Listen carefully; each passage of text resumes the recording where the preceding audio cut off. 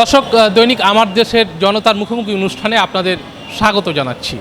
আপনারা জানেন গত 5ই আগস্ট বাংলাদেশের ওপর চেপে থাকা জগদ্দল পাথরের মতন চেপে থাকা শেখ হাসিনা ছাত্র জনতার অভূতপূর্ব গণবিপ্লবের পরে তিনি ভারতে পালিয়ে গেছেন।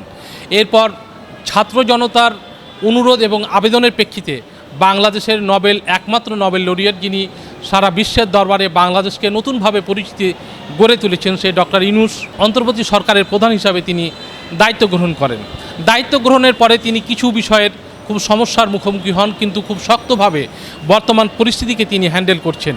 বর্তমানে লোডশেডিং, আইন শৃঙ্খলা পরিস্থিতি এবং রাজনৈতিক পরিস্থিতি কিছুটা উন্নতি লাভ করেছে। আমরা এই বিষয়গুলো মূলত জনতার মুখোমুখি আমরা হব এবং জনতা কি ভাবছেন বাংলাদেশের রাজনীতি, বাংলাদেশের অর্থনীতি, বাংলাদেশের সমাজনীতি, বাংলাদেশের যে বর্তমান যে ভবিষ্যৎ, এটি নিয়ে তারা কি ভাবছেন, আমরা সেই বিষয়গুলো কথা বলবো।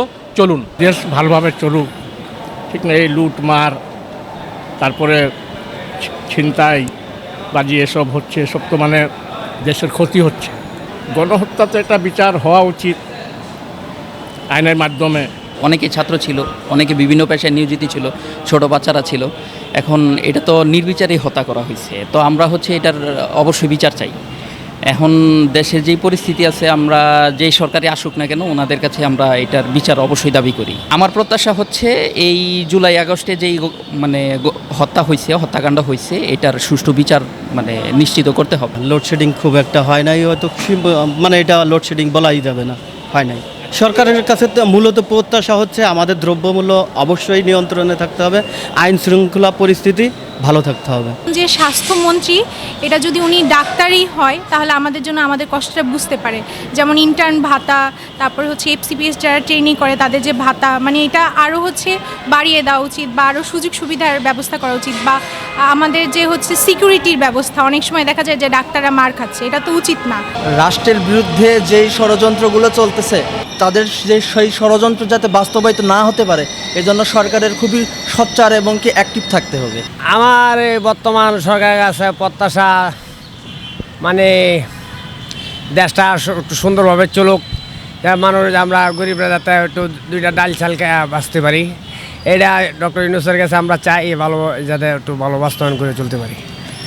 আর আমরা তো পাও দিয়ে রিক্সা চালাইতে পারি না, অনেক কষ্ট হয়। পায়ে থেকে মাথা মতো সারা গাম। যদি ডক্টর ইউনূস যদি আমাদের অটোর ব্যবস্থা একটু ভালো করে দিতেন, একটু সাইড সুট করে দিতেন, আমরা অটো সুন্দরভাবে চালাতে পারতাম। এক সাইড করে চালাতে পারলে আমরা ভালো লাগতো। বিশ্ববিদ্যালয়গুলোতে এই যে একটা অবস্থা ছিল, যেখানে ক্ষমতাসীন সরকারের স্টুডেন্ট উইংরা এরকম একটা অবস্থা এতদিন ধরে করে রাখছিল, এর পিছনেও কিন্তু বিশ্ববিদ্যালয় প্রশাসনের একটা হাত আছে। তো ওদের জন্য কি করা হচ্ছে? ওদেরও তো এখানে একটা জবাবদিহিতার বিষয় আছে। তো এটা কি সরকারিভাবে কিছু করা হচ্ছে কিনা? হাসিনা সরকারের পতনের পর তার যেই আমাদের ডিপার্টমেন্টগুলো বা ভার্সিটিতে ওভারঅল যে পলিটিক্সের প্রভাব ছিল, সেগুলো কেটে যাবে, কিন্তু দেখা গেছে বিভাগের সব জায়গায় এখনও কাটেনি। এখনও অনেক নিয়মকানুনের ক্ষেত্রে দেখা যাচ্ছে যে আগের মতোই শিক্ষার্থীদের নিপীড়ন হইতে হয়, এমন অনেক ব্যবস্থা এখনও রয়ে গেছে। বর্তমান সরকারের কাছে আমার একটাই প্রত্যাশা যে প্রিভিয়াস সরকারের মতো একটা দুর্নীতিযুক্ত একটা সরকার ব্যবস্থা গঠন না করে একটা প্রপার একটা নৈতিকতা বিশিষ্ট একটা সরকার যাতে গঠন করা হয়। বর্তমানে দেশের বেকারত্বের হারটা বেশি, প্লাস অনেক চাকরির সার্কুলার হচ্ছে না। তো আমরা যারা গ্র্যাজুয়েশন করতেছি, আমরা চাচ্ছি যেন চাকরির বাজার আরও বিস্তৃত হয় এবং চাকরির সুবিধা যেন আরও বড় হয়। দর্শক, আমরা পরের জনতার মুখোমুখি অনুষ্ঠান অন্য একটি স্থানে, অন্য কোনো জায়গায় নিয়ে যাব। ততক্ষণ আমাদের সঙ্গে থাকুন, পাশে থাকুন। সকলকে ধন্যবাদ।